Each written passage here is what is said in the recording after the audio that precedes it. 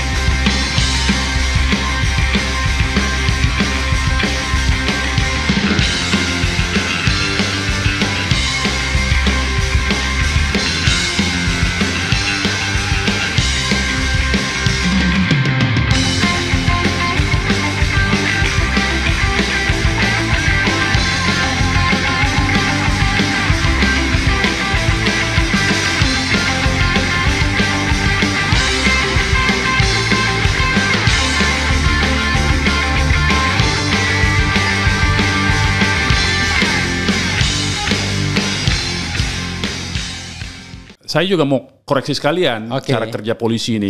Dia dikebalik-balik sebetulnya. Yang justru sebetulnya yang delik aduan itu adalah ketika ada hak pribadi. Itu sebetulnya aduan namanya. Disebutnya itu mestinya aduan dari korban. Baru bisa diproses toh syaratnya.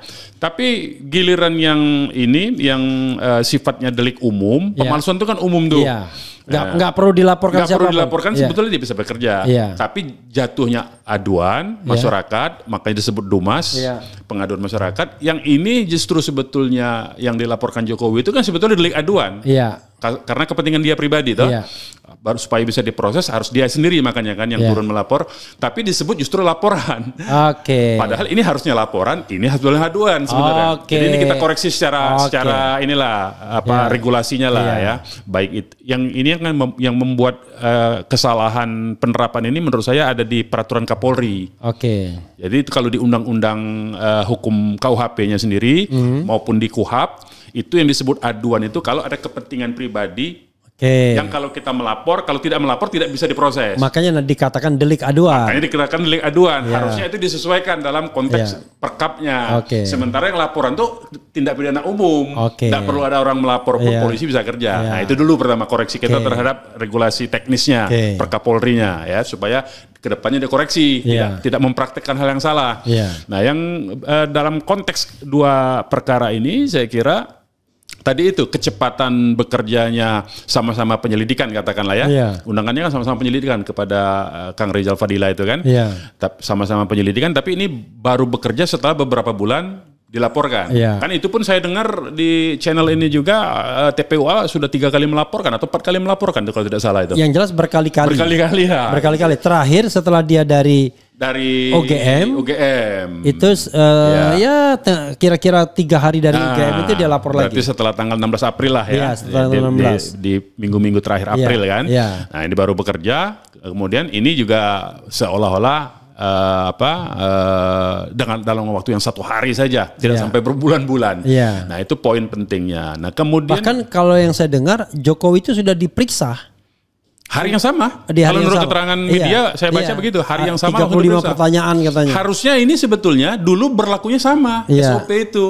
Ketika ada orang mengadu, melaporkan, kita perbaiki istilahnya. Ketika ada orang melaporkan, TPUA melaporkan sebuah adanya indikasi tindak pidana, dugaan tindak pidana, mestinya hari itu juga diperiksa. Sama seperti yang diberlakukan terhadap Jokowi. Begitu dia melapor atau yang dalam konteks ini dia mengadu sebetulnya. Karena itu delik aduan. Iya. Ketika Jokowi mengadu, dia kan langsung diperiksa hari itu juga. Nah ini pun harusnya sama SOP-nya. Tapi ini kan sudah kita lihat ada tidak sama. Ini berbulan-bulan, ini 1 hari yang sama. Kemudian sprintnya juga, sprint lidiknya sama-sama. Ini berbulan-bulan, ini baru kemudian ini 1 hari yang sama ya. Nah jadi sudah banyak ketimpangan sebetulnya. Nah kemudian yang paling penting menurut saya, baik itu di hukum acara pidana maupun setahu saya di peraturan Kapolri itu diatur secara tegas. Pihak yang melaporkan terlebih dahulu itu berhak lebih dulu diselesaikan proses hukumnya dibanding yang belakangan.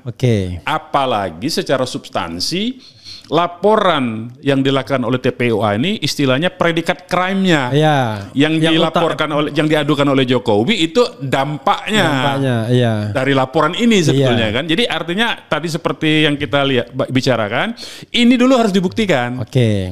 Ini bagaimana nih kelanjutannya? Tindak pidananya terbukti atau tidak dulu? Baru kemudian kalau terbukti nggak ada pencemaran. Ini nggak ada gunanya. Ini nggak bisa berlaku karena terbukti. Ya.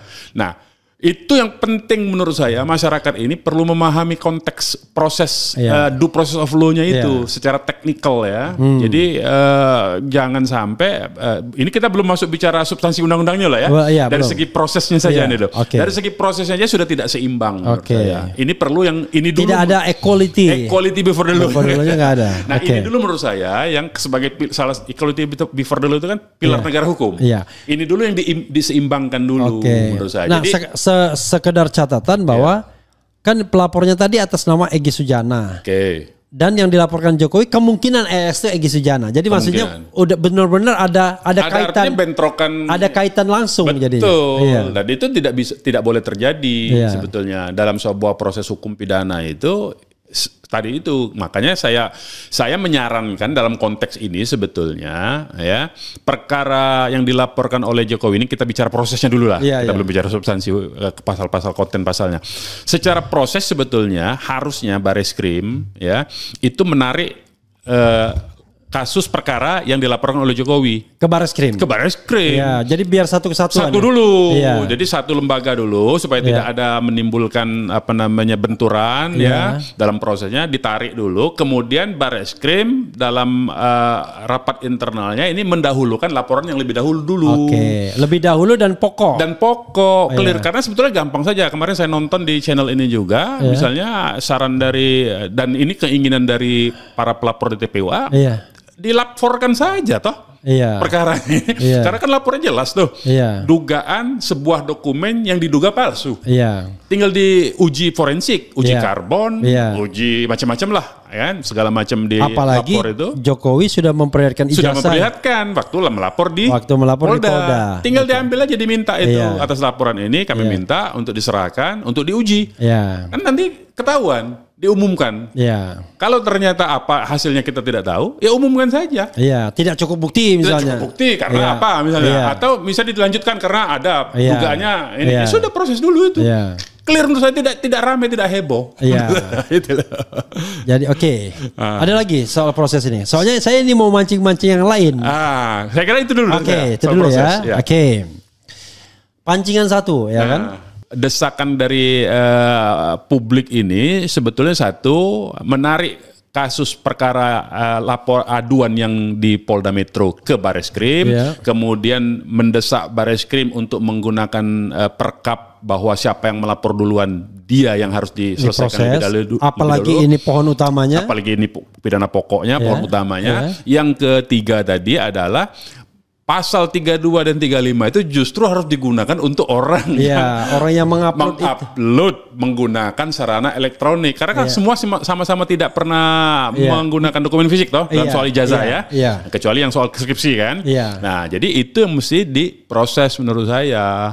Jadi biar bisa makanya sebetulnya ini kalau persoalan ini tidak ada motif politik tertentu, saya akan keluar dari masalah hukum dulu sedikit ya. Saya akan lompat sedikit dari luar masalah hukum. Kalau ini tidak ada motif politik tertentu, ya, maka sebetulnya ini secara hukum normatif, ya, tidak kita campur dengan politik. Ini sebetulnya polisi gampang, mudah.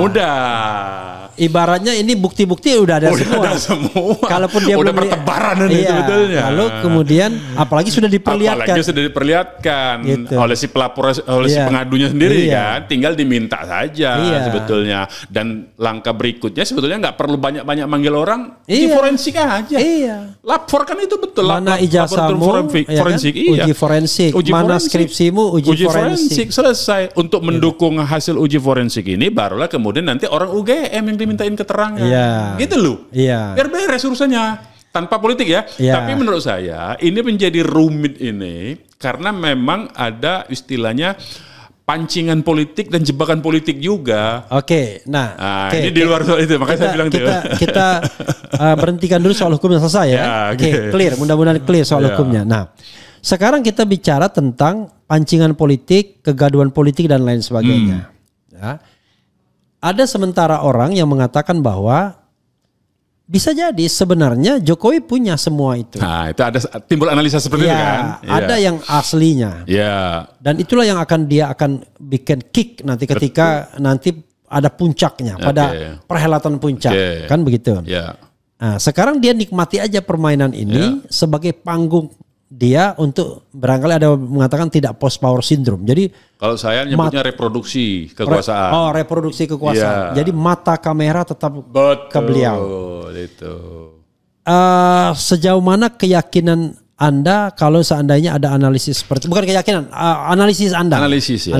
Kalau kita lihat dari analisisnya kan kita akan bermula, ini kan peristiwa terjadi sejak lama ya. Saya nggak lupa tahun berapa. 2018. Gus Nur pertama itu Bambang Tri. Iya, itu 2018. Jokowi Undercover 2. Yang pertama dong. Kalau Jokowi Undercover 1 itu yang Bambang Tri sendiri. Iya, kalau kan Bambang Tri itu nulis 2. Iya, tapi kan yang dipersoalkan yang pertama itu yang undercover pertama tuh. Baru kemudian yang dengan Gus Nur yang kedua. Bukan. Yang dipermasalahkan itu adalah kalau Jokowi Undercover 1 itu cerita tentang asal usul. Jokowi Undercover 2 bicara tentang sekolah ijazah dan sekolah ijazah. Yang kata Bambang Tri SD SMP SMA-nya fake. Ya, itu. Itu yang membuat dia sendirian, belum sama Gus Dur ya. Belum. Nah, itu yang kena 3 tahun kan? Ya, dia kemudian belum dihukum. Lalu berdasarkan buku yang beredar itu, dia diinterview oleh Gus Nur. Bos. Enggak. Itu kalau yang dia sebelumnya dihukum itu Jakarta Undercover 1. Nah, itu maksud saya. Iya. Di Jakarta Undercover 1 soal asal usul. Iya. Ya macam-macam lah ini maksud saya itu saya. Baik Jakarta Undercover 1 tentang asal usul maupun Jakarta Undercover 2 yang dia bersama Gus Dur bersama-sama. Enggak bersama-sama. Jakarta Undercover 2 bukunya beredar dulu, lalu dia diinterview di mana-mana yang mengatakan ijazah Jokowi palsu. Itu setelah dia keluar penjara toh? Iya. Nah, kemudian dia diundang oleh Gus Nur. Kemudian barulah dua-duanya jadi tersangka, jadi terpidana. Gus Nur untuk meyakinkan dia nggak bohong, mubahalah. Nah, dua-duanya jadi tersangka, dua-duanya dihukum. Nah, itu maksud saya. Bermula mulai dari awal. Jadi kan Jokowi ini maksud saya dari apa kita rangkai tadi secara panjang dari mulai Bambang Tri Jakarta Undercover 1 kemudian Bambang Tri yang kedua sama Gus Dur berdua kan sama Gus Nur ya bukan Gus Nur ya kan ini sama polanya ada informasi yang dilempar kemudian jadi perbincangan publik kemudian dinikmati kemudian dengan alat-alat kekuasaannya, kan waktu itu dia presiden. Dengan alat-alat kekuasaannya melakukan proses penghukuman terhadap orang yang mempersoalkan. Nah, ini episode ketiga menurut saya bakalnya. Episode pertama Bambang Tri sendiri. Episode kedua Bambang Tri bersama Gus Nur. Nah, ini episode ketiga. Ini bakal episode ketiga menurut saya. Karena polanya sama persis. Hanya bedanya dulu Jokowi berkuasa, dia tinggal berkedip mungkin. Tinggal berkedip bukan perintah lagi, tinggal berkedip berdehem. Sekarang dia karena dia tidak lagi sebagai formalnya tidak memegang jabatan struktural di pemerintahan. Dia harus datang. Dia harus datang itu saja.